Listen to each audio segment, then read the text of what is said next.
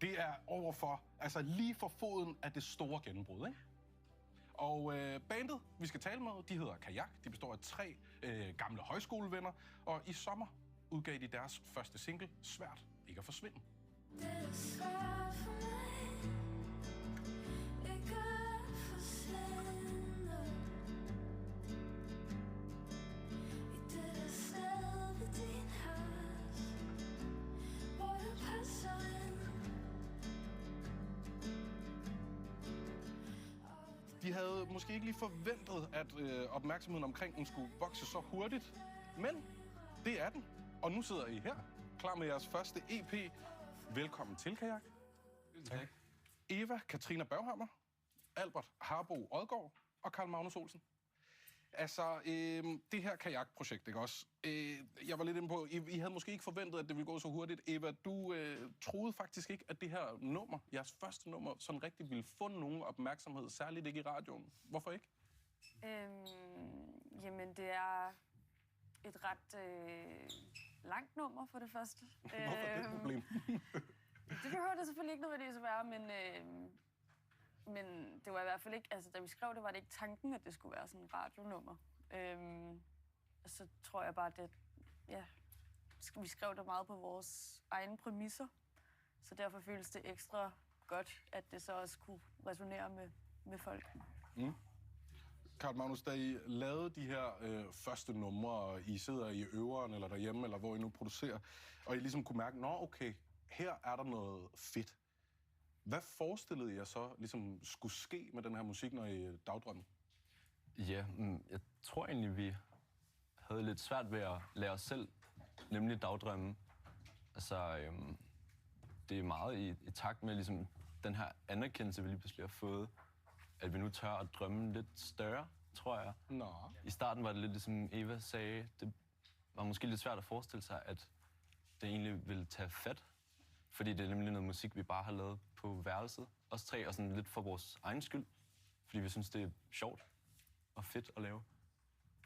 Altså, det kan man jo godt mærke. Men den her meget rare, meget sunde beskedenhed, den blev ret hurtigt gjort til skamme. Altså, fordi ikke alene blev det første nummer taget godt imod, jeres andet nummer blev P3's uundgåelige. Og lige nu er I annonceret til Spot Festival, ikke? Mm. Og I er så aktuelle med jeres første EP nu, og skal på turné til efteråret. Der er gang i butikken. Mm. Albert, hvordan vil du beskrive det sidste halve år? Det har været en stor omvæltning. Du får lige en mikrofon her. Ja. Det har været en ret stor omvæltning for os. Ja, som sagt, så startede vi bare med at sidde hjemme på værelset, og vidste ikke ligesom, skulle det her musik overhovedet ud, eller hvad skulle det?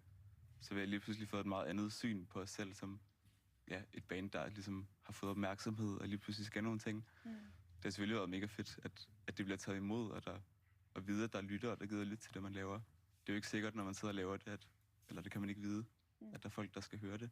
Nej, så det er mega fedt. I finder hinanden tilbage på højskolen i 2022, for nogle år siden. Hvordan blev jeres trio skabt, Albert? Hvordan blev I enige om, ligesom, at det er nok jer 3, der er Kajak? Ja, men vi var som sagt ret gode venner i løbet af højskolen. Og så er det sådan i løbet af slutningen, at der var lige pludselig en åbning for at få lov til at lave noget musik sammen.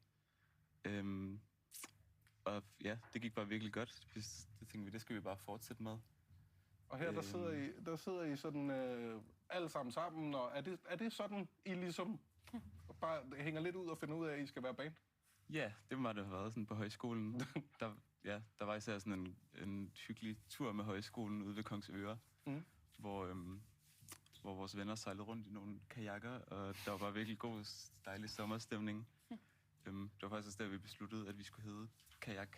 Klart. Og så fortsatte det ligesom bare, altså efter højskolen, at det var bare så hyggeligt at hænge ud og lave musik, så det.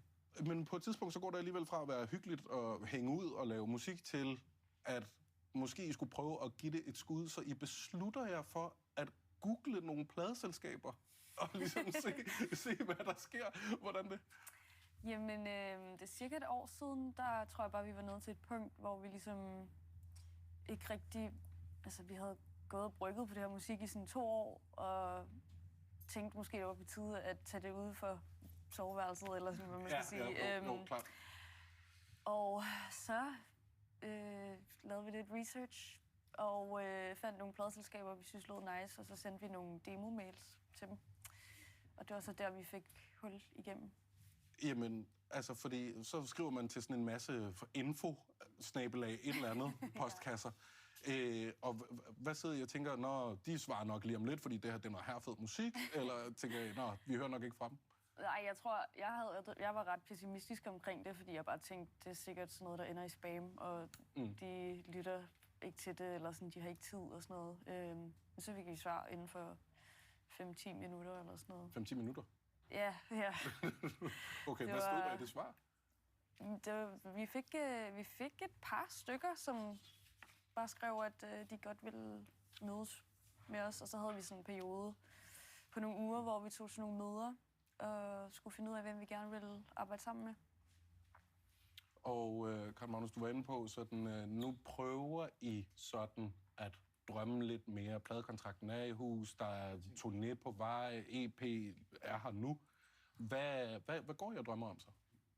Altså, jeg tror mest af alt, vi bare drømmer om at kunne holde fast i det der med, at det ikke skal handle om at prøve at ramme et stort radiohit eller et eller andet. Altså, vi taler i hvert fald meget om, at vi skal bare blive ved med at lave det musik, som vi synes er fedt. Og det har vi heldigvis meget af os på vej. Og det er mega dejligt, at vi ligesom er enige om, at vi ikke skal lade os selv sætte os i en eller anden kasse.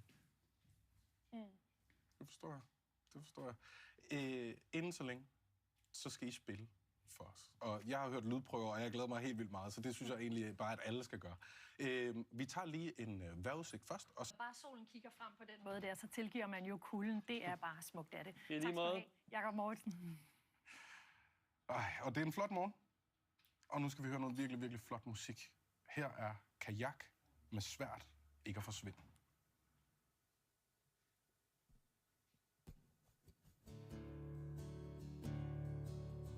Hægter mig ved dig.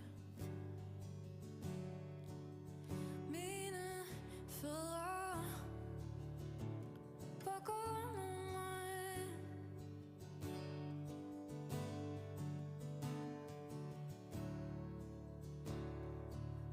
Sig mig som man hører. Mærker næsten ikke mine lunger mere.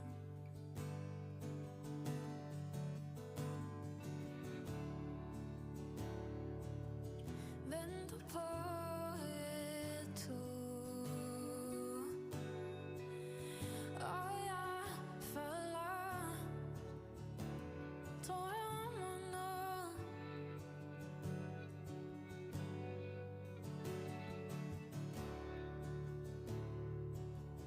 Mærker det nu. Drømmer til at mine tænder falder ud. Det er svært for mig ikke at forsvinde i det der sted i dit hals, hvor jeg passer ind. Og du kender mig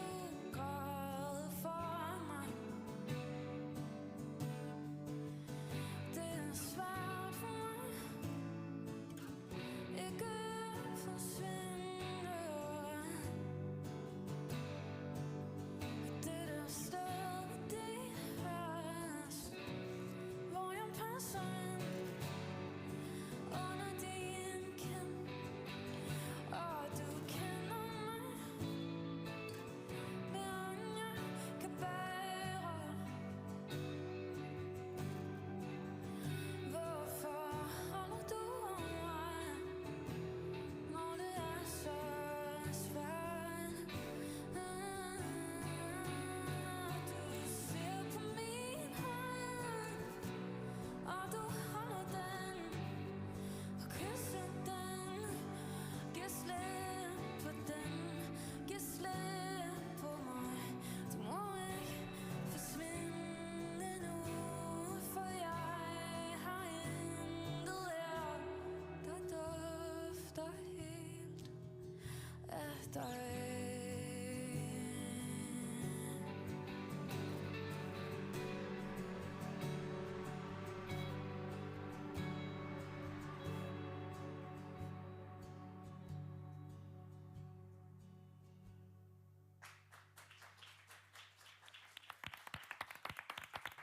Sådan.